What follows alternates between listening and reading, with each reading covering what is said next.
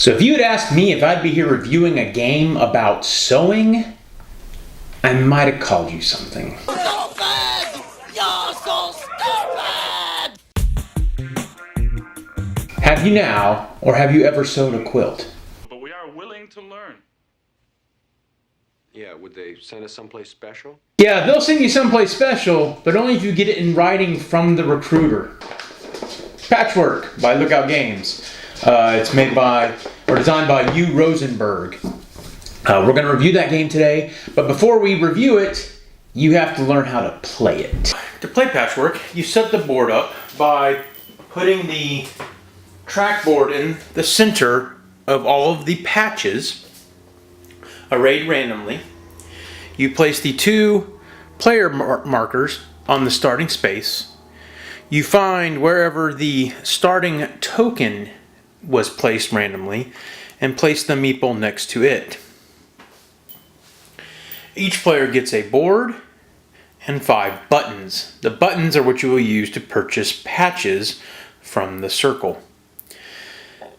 The special patch, the 7x7, is set aside for the first player to actually fill in 7 rows and 7 columns on their chart with no spaces in it. When you do that, you'll get this token, which is worth 7 victory points. Alright, so how you play the game. On your turn, you have one of 2 options. First option is to buy a patch from the circle. You can only buy patches up to 3 pieces away from the meeple. Whenever you buy that patch, it's added to your board. So, for example, this piece has a 4 here with the buttons, so it would cost me 4 buttons, and it advances me 2 spaces. So I would purchase this by spending 4 of my buttons. Oops. They're not the easiest things to pick up. And then I get this piece. I can then place it on my board. I move forward 2 spaces on the track. The meeple moves to the space I created. That is your first option you can do. The second option you can do, if you do not wish to purchase or cannot afford to purchase a patch from the circle, is to advance your marker to 1 space in front of the other player's marker, gaining 1 button for each space you move. So in this instance, 3 buttons. Once you've determined who the first player is, which is generally determined by finding who is the last person to hold some kind of sewing or knitting needle. Once that person takes their first move, they may not necessarily take the third move. For example, if the first player moves 6 spaces, the second player moves 2 spaces. The last player on the track takes the next move. And this could end up meaning multiple moves until you pass the other player. If you land on top of the other player, whoever's on top takes the next move. Whenever you pass one of these buttons, you generate income.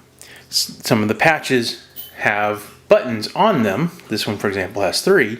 If that were on my board, when I pass the button marker on the map, I would gain these 3 buttons as buttons to spend, right? Now, if I pass one of these patches here, say for instance I passed this space, I would be able to pick up the patch that's on that space, and I can use that to fill in gaps on my board. Once both players have made it to the end of this track, the game ends.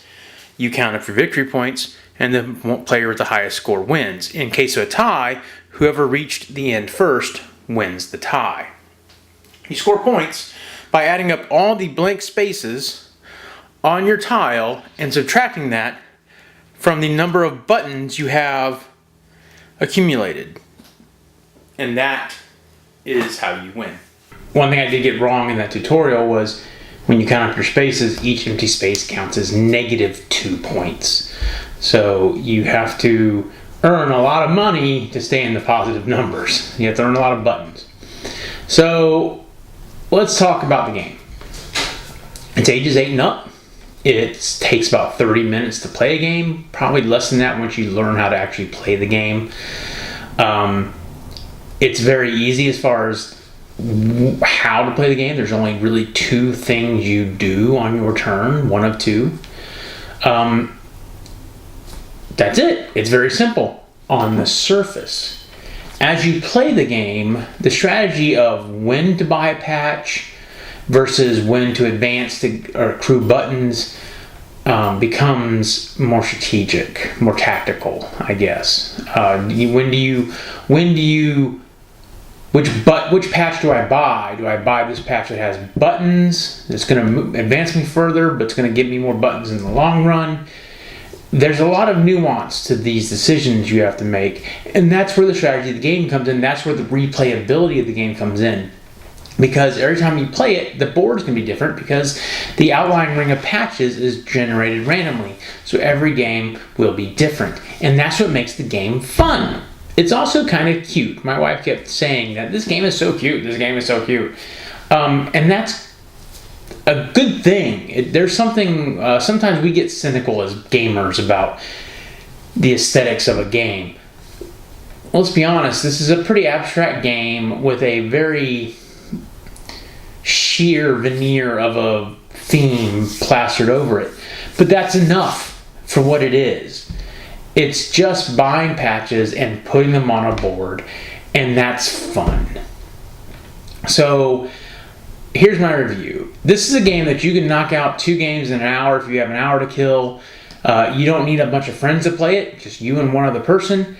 And that should give this game a spot on your shelf. Somewhere on your shelf, you should be able to make room for this little tiny game that's going to fill in that niche. It's fast, it's fun, it's cute, and it's cheap. So there's really no downside to this game. So I don't really have a grading system yet other than go or no go. You military guys and gals know what I mean. So I'm just going to give this a go. So get yourself a copy of Patchwork and play it. You'll be surprised and pleasantly, I hope. So thanks for watching.